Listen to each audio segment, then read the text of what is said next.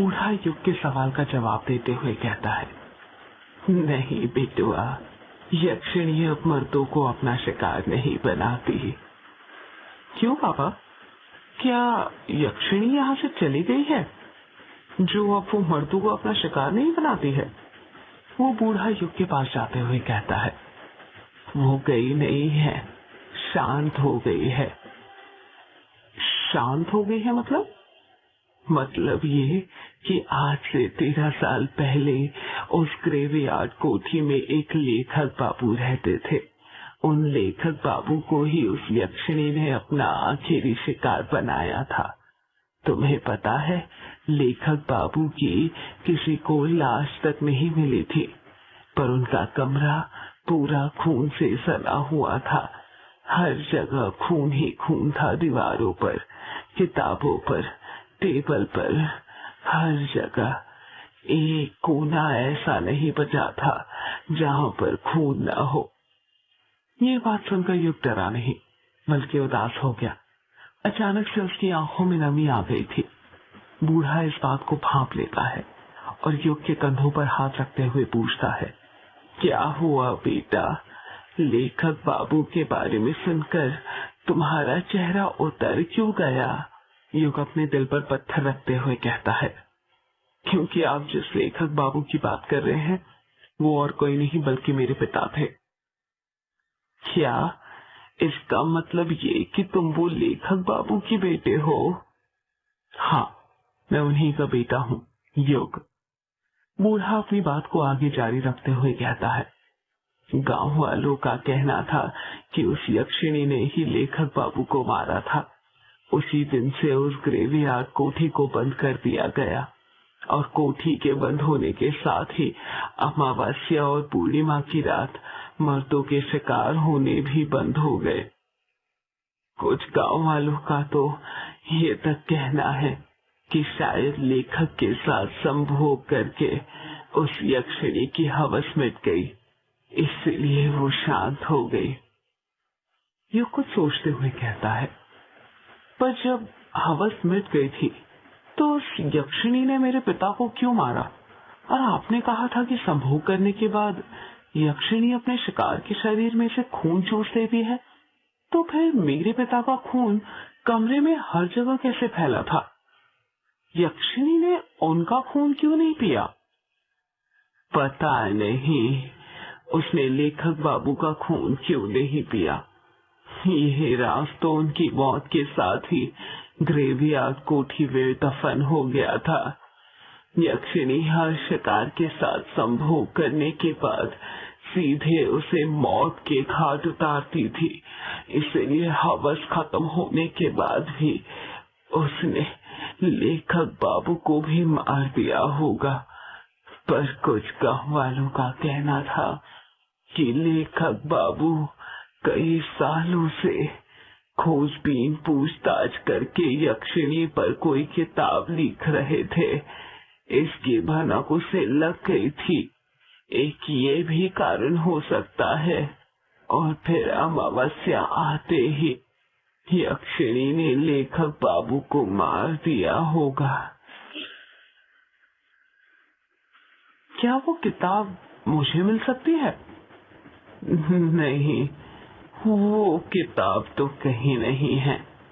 सुना है प्रकाशित ही नहीं हो पाई। शायद ग्रेवयार्ड कोठी में हो। क्या कहा आपने? ग्रेवयार्ड कोठी में? हाँ, ग्रेवयार्ड कोठी में। पर मैं तुम्हें एक सलाह देता हूँ, वो यक्षिणी शांत हो चुकी है तो बेहतर है उसे शांत ही रहने दो। उसके अंदर की वासना को फिर मत जगाओ, वरना पता नहीं और कितने मर्दों की जान ले ले। आप मुझे डरा क्यों रहे हैं? मैं डरा नहीं रहा हूँ तुम्हें, बस आगाह कर रहा हूँ बिटुआ। मौत के आने से पहले चेतावनी देनी पड़ती है। मतलब? तुम शहर के लोग मतलबी बहुत होते हो बिटुआ, हर बात में मतलब ढूंढते हो। मतलब कुछ नहीं। वैसे आप बहुत कुछ जानते हो उस ग्रेवयार्ड कोठी के बारे में। आखिर कैसे? जानूंगा कैसे नहीं, मेरा पुराना रिश्ता जो है। युग उस बूढ़े को घूरते हुए पूछता है। क्या कहा? पुराना रिश्ता है? क्या रिश्ता है आपका ग्रेवयार्ड कोठी से? बूढ़ा बड़ी बड़ी आंखें करते हुए कहता है। मेहंदी पथार। युग अपना मुंह फाड़ते हुए कहता है। मेहंदी पथार मतलब ये बेटुआ कि मेहंदी पथार स्टेशन आ गया है, चलो जल्दी उतर जाओ। ट्रेन मेहंदी पथार स्टेशन पर आकर रुक गई थी। युग और वो बूढ़ा अपना अपना सामान लेकर ट्रेन से नीचे उतर जाते हैं। स्टेशन ज्यादा बड़ा नहीं था और पूरा सुनसान पड़ा हुआ था। स्टेशन पुराने जमाने का था। लाइट भी एक दो ही जल रही थी जो बार बार बंद चालू हो रही थी। ट्रेन अभी स्टेशन से निकली ही थी कि तभी युग की नजर बूढ़े के हाथ में जो झोला था उस पर पड़ती है और वो देखता है कि उसके अंदर कई सारे कमल के फूल रखे हुए थे। युग सोचने लग जाता है, ये बूढ़ा इतने सारे फूलों का क्या करने वाला है। जैसे ही बूढ़ा स्टेशन पर उतरा था, जल्दी जल्दी कदम बढ़ाने लग गया था, जैसे उसे कहीं जाने में देर हो रही हो। युग के मन में कमल के फूलों वाली बात खटकती जा रही थी।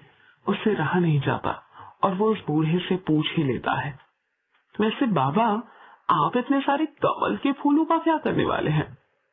बूढ़ा अपने चेहरे पर मुस्कान लाते हुए कहता है, तो तुम्हारी नजर चली ही गई उन पर, बड़ी तेज नजर है। ये मेरे सवाल का जवाब नहीं हुआ बाबा, बताइए ना आप इतने सारे फूलों का क्या करने वाले हैं? अरे पूजा आने वाली है ना, उसी के लिए है ये फूल। कैसी पूजा? पूर्णिमा की पूजा। पूर्णिमा की पूजा मतलब? तुम नहीं समझोगे, तुम गांव में नए आए हो ना, धीरे धीरे सब समझ जाओगे। युग उस बूढ़े को हैरानी के साथ घूरे जा रहा था क्योंकि उसको उसकी बातें बिल्कुल समझ में नहीं आ रही थी। युग अपनी जीन्स पकड़ते हुए कहता है, और शिट, इससे भी अभी आना था। क्या हुआ बेटा, बड़ी मुश्किल में लगते हो? हाँ बाबा, वो यहाँ पर कोई वॉशरूम है क्या? बूढ़ा अपना सिर खुजाते हुए कहता है। वॉशरूम मतलब बेटुआ? मतलब टॉयलेट, पेशाब घर बाबा। अच्छा, ये बोलो ना तुम्हें टंकी खाली करनी है। युग चिढ़ते हुए कहता है। हाँ वही। वो तो नहीं है स्टेशन पर, पूरे देश की तरक्की हो गई पर मेहंदी पथार आज भी वैसा ही है जैसा पहले था। तो फिर मैं वॉशरूम मतलब टंकी खाली कहाँ पर करूं? अरे इतनी सारी जगह है, कहीं भी कर दो, वैसे भी अंधेरा है, कोई नहीं देखने वाला। युग थोड़े आगे ट्रेन की पटरी के पास चले जाता है और टॉयलेट करने लग जाता है। युग टॉयलेट करते हुए कहता है, वैसे बाबा आपको यहाँ से कहाँ जाना है? रॉन्ग कामूचा। मतलब आपको वो कृष्णोई नदी पार करके जाना पड़ेगा? हाँ। आपको डर नहीं लगता यदि उस यक्षिणी ने आपको पकड़ लिया तो? अरे मैंने कहा ना बिटुआ, उसकी वासना खत्म हो चुकी है, वो अब शिकार नहीं करती।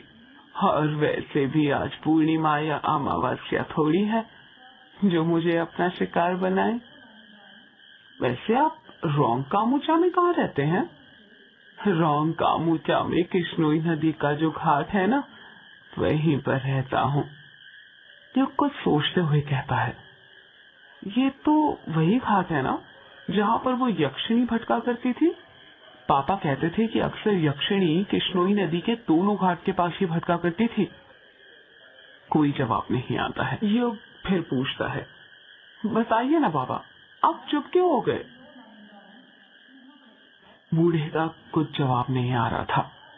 युग सोचने लग जाता है कि बाबा कोई जवाब क्यों नहीं दे रहे।